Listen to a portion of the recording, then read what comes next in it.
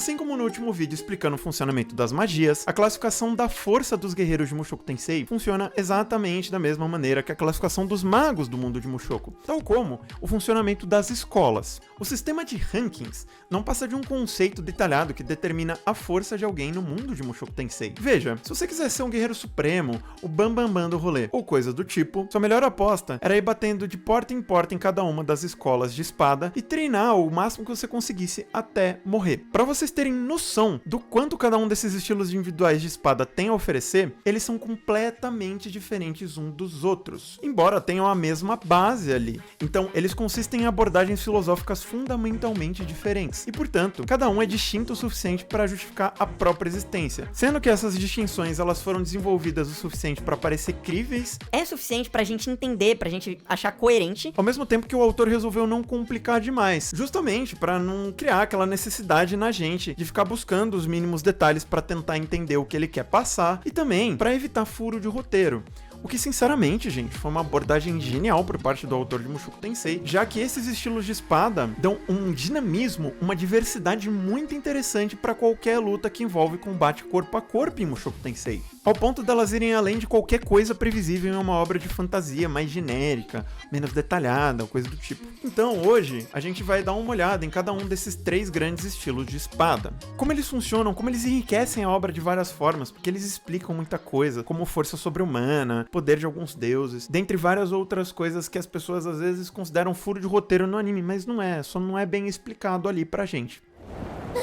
Agora, esse vídeo deu bastante trabalho pra fazer, não ficou comprido à toa, eu condensei muita informação da Light Novel pra explicar os conceitos pra vocês, ainda tomando cuidado pra não dar spoiler. Então, se você gostar do vídeo, se esse vídeo foi útil pra você, principalmente, se você chegou no final e achou bacana, não esquece de deixar o like, isso é muito importante. Fica à vontade para comentar, compartilhar se você quiser. E cogita se inscrever no canal caso você ainda não seja inscrito, beleza?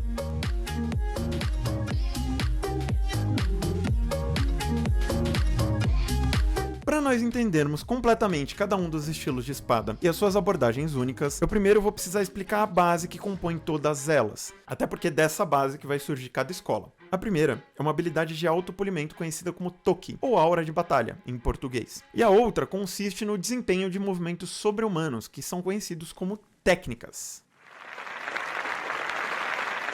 No primeiro momento, eu achei que lá pela segunda temporada eles iam explicar melhor isso pra gente, mesmo que superficialmente. Mas eles não explicaram nada até agora, o que é um problema, porque na verdade a gente já viu várias vezes o uso do Toki e várias vezes o uso das técnicas sem entender direito o que estava acontecendo ali. Mas vamos lá, né? Começando com o conceito de Toki. Esse é essencialmente a aura de batalha de uma pessoa. É como se fosse uma espécie de armadura invisível, sabe? Igual o Nen, o Chakra e outras energias ali que eles usam para fortificar o corpo externamente. Só que em Mushoku Tensei, essa aura de proteção ela consiste na manipulação da sua mana interior e tem a finalidade de melhorar drasticamente as capacidades físicas do próprio corpo do usuário. Não só a defesa, aumenta a força, aumenta o reflexo, aumenta a velocidade, aumenta de forma geral várias atribuições físicas do nosso corpo. Já quanto à forma como ele funciona, bem, é como aplicar uma camada de energia sobre si mesmo, correto? E você precisa manipular a sua mana interior para externalizar essa aura. Então, como no caso das magias, você também precisa ter uma certa noção da mana dentro do seu corpo. Funcionam com a mesma essência. E dando uma ideia para vocês desses aprimoramentos físicos todos que eu tô falando, de força, velocidade, defesa, reflexo e tudo mais, dá uma olhada nessa cena de ação que eu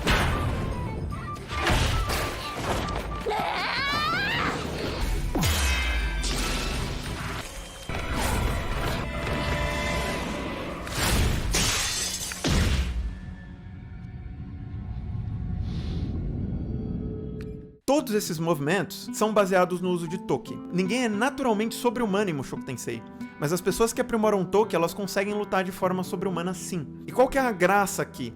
O Toki ele não é uma energia visível, não é como em outras obras que a gente vê a aura aparecendo, saindo do corpo para ilustrar que as pessoas estão usando. Por isso que é difícil a gente perceber o porquê que essas pessoas elas estão lutando dessa forma tão espalhafatosa muitas vezes. Mas veja bem, o Toki ele não apenas melhora os aspectos físicos centrais do corpo. Vocês já viram aqueles desenhos onde a pessoa ela vai muito rápido e aí ela não tem força nas pernas pra frear? Quando ela consegue frear, ela tomba? Então, para evitar que isso aconteça, os mestres de espada, eles vão pulindo o Toki de forma a balancear essas características. Assim, a pessoa consegue se movimentar em alta velocidade e consegue frear naturalmente quando ela quiser. Da mesma forma, ela consegue balancear a defesa física do corpo dela com a força bruta extra que ela ganha ao manipular o Toki dela. Vocês estão conseguindo pegar o que eu tô querendo dizer? Se você dá um soco na parede muito forte, você machuca a mão. Se você aumenta a tua força e a tua defesa proporcionalmente, você vai dar um murro na parede, você vai quebrar a parede e não vai machucar a mão.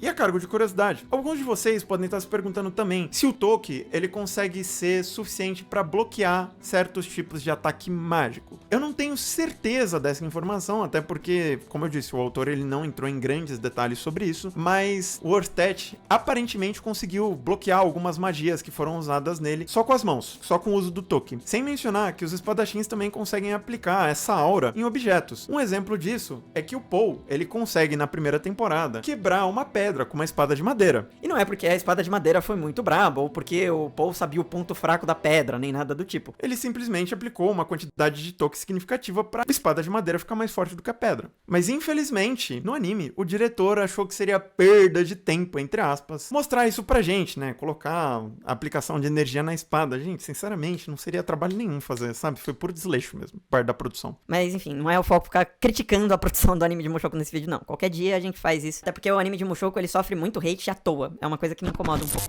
Mas bem, seguindo agora para as técnicas. Esse é um conceito um pouco mais vago e um pouco mais amplo também. É um tipo muito específico de movimento que só pode ser aprendido através de um treinamento persistente e de exercícios contínuos, obviamente. É igual magia, só muda o foco. Voltando pro exemplo da pedra. Depois de manipular o Toki, o Paul ele transferiu uma parte desse Toki para a espada. E por último, ele usou uma técnica que fosse forte o suficiente para fatiar a pedra no meio. Outras técnicas foram usadas de maneira sutil ao longo do anime, usando essa mesma metodologia. Algumas de forma menos sutil, como essa técnica da Ghislaine, por exemplo, mas a maioria delas você não percebe se você não entende o conceito de Toki e o conceito de técnica. Além disso, existem técnicas de espada um pouco mais elaboradas que elas não são feitas especificamente para ataques. Podem ser técnicas para confundir os sentidos do inimigo, visão, audição, olfato, etc. Técnicas de contra-ataque, dentre outras coisas. Então, apesar de ser mais drástico no anime, dá pra gente afirmar também que o próprio autor ele não teve tanta vontade assim em explorar 100% do potencial das técnicas de espada nas lutas. Entretanto, o autor ele estipulou uma regra muito interessante, pelo menos na minha opinião. Se você aplica uma técnica depois de ter manipulado o Toki do seu corpo, essa técnica ela fica muito mais forte. E algumas técnicas dependem de movimentos sobre-humanos para serem bem executadas. Entretanto, você não precisa necessariamente saber manipular o Toki para usar as técnicas de espada. O que eu tô querendo dizer, gente, é que por mais que o Toki seja essencial em batalhas reais, para você masterizar uma técnica, você consegue treinar facilmente sem precisar manipular Toki nenhum. Mas bem, agora que você entendeu os fundamentos do Toki e das técnicas, a gente pode finalmente passar para os 3 estilos de espada que compõem o combate físico de Mushoku. Os principais estilos de artes marciais que determinam os tipos de espadachim que a gente encontra por aí. São vários. A gente consegue ver com frequência no anime que as pessoas usam armas diferentes, elas lutam de formas diferentes, se movimentam de forma diferente e tudo mais.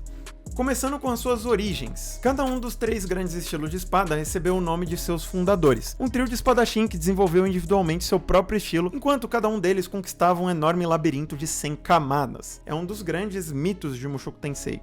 Agora, claro, seus nomes não eram Água, Norte ou Espada, e os seus apelidos significam nada mais nada menos do que o nome da filosofia individual de cada um. Quanto aos fundamentos em que esses deuses se basearam, eles são na verdade muito simples. Então, embora cada um desses sejam fundamentalmente diferentes um dos outros, eles também fornecem uma interessante dinâmica de pedra, papel e tesoura. Veja bem, enquanto estilos de natureza ofensiva têm vantagens sobre os estilos do Norte, isso também significa que o estilo do Deus da Espada tem muita desvantagem contra a natureza defensiva do estilo do Deus da Água. Mas vale ressaltar que essa dinâmica não determina quem vai vencer uma luta.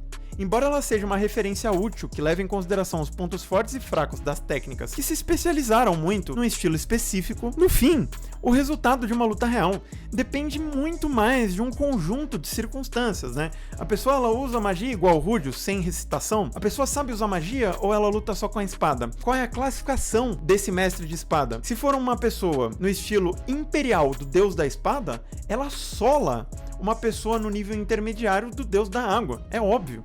O nível imperial é muito absurdo, tá ligado?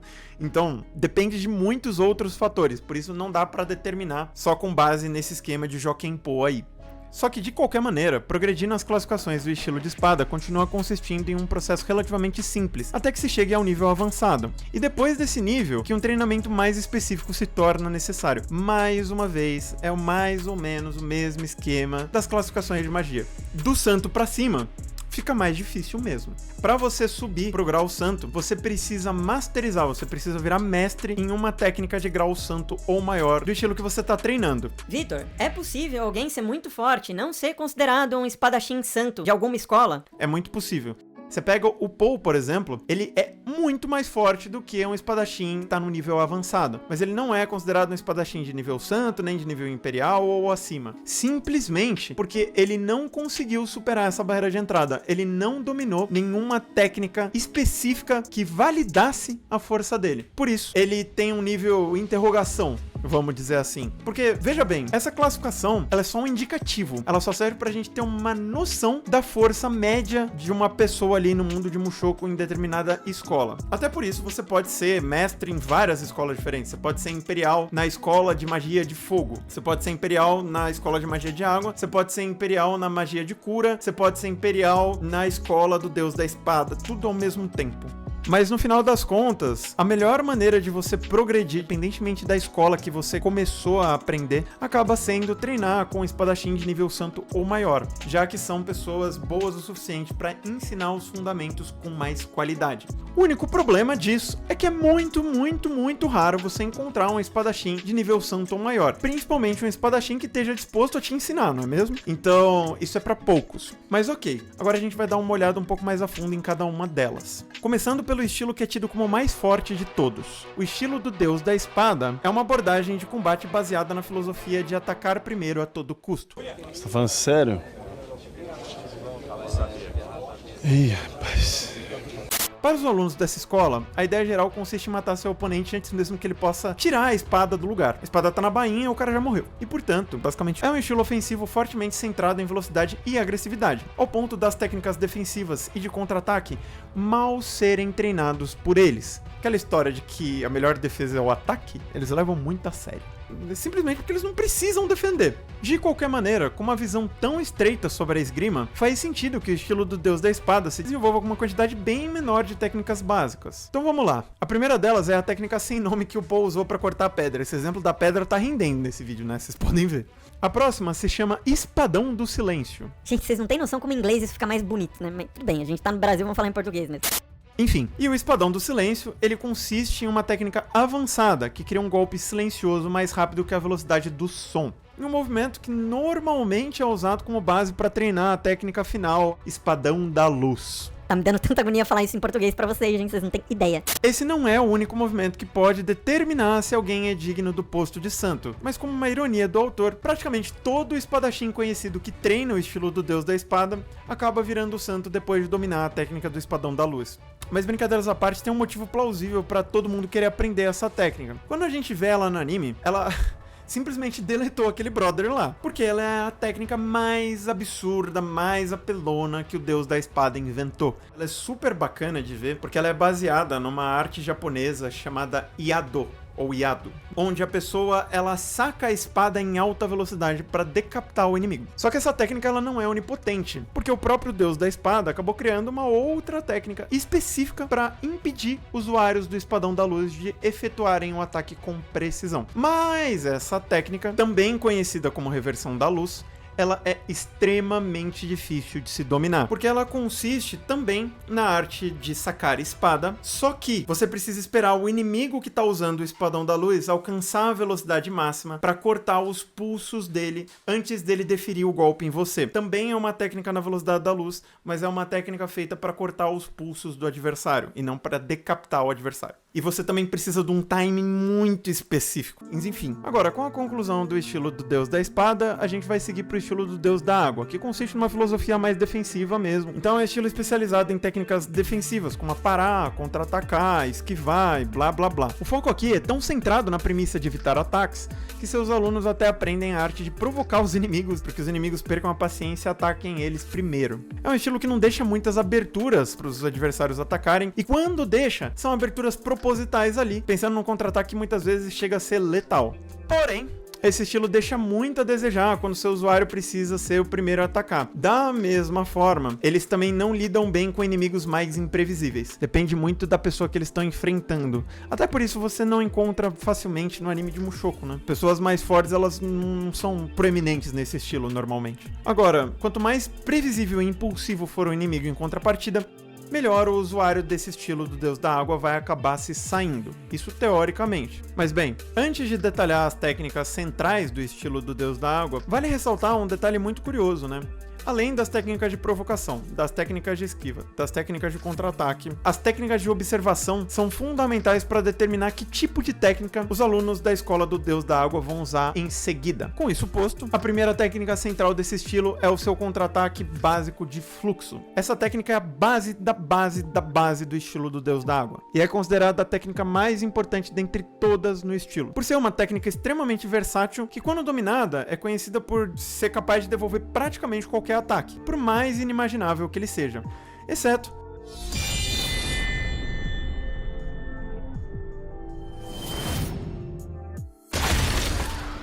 Não é água com músculo! Não é água com músculo! Caralho! Aqui nós constrói fibra! A próxima técnica também consiste em uma coleção de habilidades definitivas, conhecidas como 5 artes secretas. Como o nome diz, é uma série de movimentos secretos que são considerados o auge do estilo do Deus da Água. Até hoje, a gente não sabe exatamente o que elas fazem, mas é sabido que elas são super difíceis de se dominar. Já foi dito em alguns momentos que dominar apenas uma dessas artes já era muito difícil, muito trabalhoso, exigia muito tempo e esforço ali por parte do aluno. Agora, falando do posto de santo, que é aquela velha e boa barreira de entrada, provavelmente ela vai depender apenas do domínio da técnica de assinatura, que é o fluxo. Então, você escalar pelo santo não vai ser tão difícil quanto no Deus da Espada, por exemplo. Mas se você quiser ir para níveis mais altos do que isso, aí sim as coisas vão começar a ficar um pouquinho mais difíceis, ou melhor, bem mais difíceis. Agora, a última técnica central que vale a pena mencionar é o movimento final desse estilo que atende pelo nome de Reino da Espada da Privação. Essa foi uma técnica que foi criada pelo próprio Deus da Água, uma que combina as duas artes secretas mais difíceis ao mesmo tempo, e também é inspirada na arte de sacar espada. Mas bem, como essa é uma técnica defensiva, é muito parecido com o que o Bren usa no anime de Overlord. Pra quem gosta de Overlord, eu acho que é uma referência bem interessante de se fazer. E agora, para finalizar as 3 grandes escolas de artes marciais em Mushoku Tensei, a gente tem o estilo do Deus do Norte. Eu deixei ele por último porque ele é um mais chatinho de entender, já que ele é o famoso reino da adaptabilidade. Traz uma série de vantagens, mas uma série de desvantagens e uma confusão enorme para você entender, já que ele não segue uma metodologia específica. Vamos lá. Ele consiste numa abordagem de combate que gira em torno da filosofia de fazer o que for necessário para vencer, resultando em muita criatividade, muita improvisação, muita malandragem, seja aproveitando do ambiente, tacando areia nas pessoas, jogando pedra, se escondendo, arma oculta, dentre várias outras possibilidades ali. Devido a isso, o estilo do Deus do Norte não segue uma única tendência como os 2 estilos anteriores. Então, você não tem como saber o que o cara vai fazer. Depende muito do mestre que ensina, depende muito da personalidade da pessoa que aprende, depende muito do tipo de experiência de combate que essa pessoa tem, depende muito do ambiente. Vocês estão entendendo o que eu quero dizer? É o famoso vale tudo, né? Por conta disso, a Escola do Norte, ela não tem nenhuma limitação no número de técnicas básicas que você pode aprender. Se você tiver 3 mestres níveis diferentes, você vai ter 3 vezes mais técnica do que qualquer aluno das outras 2 escolas. Até por isso, a proficiência de um aluno da Escola do Deus do Norte, ela é determinada única e exclusivamente na habilidade de se adaptar que o usuário tem. Então, se ele consegue ganhar de pessoas de grau santo na base do improviso e da malandragem ali, ele pode ser considerado um aluno do Deus do Norte de grau santo também. Um pouco simplório, mas eles não têm uma regulamentação muito clara. Para vocês terem ideia, nem as escolas do Deus do Norte, elas seguem um padrão. As técnicas básicas, elas praticamente não existem, mas por bem ou por mal você ainda tem algumas pouquíssimas técnicas básicas que elas acabam sendo úteis para ser criativo ali, como a técnica de rastreamento, de primeiro encontro, e outras que proporcionam alta mobilidade, como a esquiva acrobática ou a técnica que chama correndo com todas as forças, além de algumas técnicas furtivas. Todo o resto vai ser apenas um monte de combinação de aluno pegando a base que o mestre ensinou e fazendo um alamoá, sei lá. Porque o dinamismo que a Escola do Deus do Norte traz, ele é de longe o mais interessante de todos. Mas bem, isso foi tudo que vocês precisavam saber sobre os estilos de espada de Mushoku Tensei. Esse vídeo ficou um pouco mais longo do que o vídeo de magia, o que é compreensível, já que você tem muitos detalhes interessantes para serem contados. Eu ainda, para evitar dar spoiler, não falei de um monte de coisa que eu poderia ter falado aqui para vocês, mas foi até bom porque não deixou o vídeo muito longo. Agora, de coração, como eu disse no começo do vídeo, eu espero que vocês tenham gostado desse vídeo. Eu espero que esse vídeo tenha sido útil para vocês.